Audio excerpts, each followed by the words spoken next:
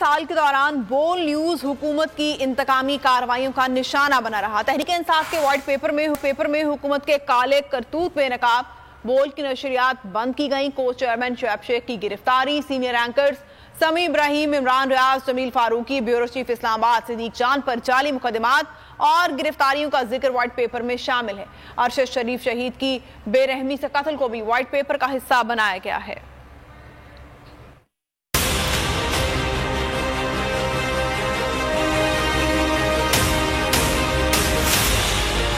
बोल न्यूज हकीकी सहाफत का अलमदार, हुकूमती इंतकामी कार्रवाइयों का प्रचार, तहरीक इंसाफ का 1 साल हुकूमती कारकर्दगी पर व्हाइट पेपर। बोल न्यूज के खिलाफ इंतकामी कार्रवाइयों को किया गया उजागर। व्हाइट पेपर में मीडिया की जबान बंदी के उन्वान में कहा गया है कि तहरीक इंसाफ का मौक़िफ़ नशर करने पर बोल न्यूज की बंदिश के अलावा को चेयरमैन शुएब शेख को गिरफ्तार किया गया।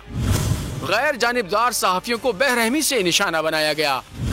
बोल न्यूज के समी इब्राहिम, अरशद शरीफ, इमरान रियाज, जमील फारूकी, शाहिद असलम और सिद्दीक जान जैसे नामवर सहाफियों पर जाली मुकदमात कायम किए गए। अरशद शरीफ को कीनिया जिलावतनी पर मजबूर किया गया, वहीं इन्हें निहायत बेरहमी से कत्ल कर दिया गया।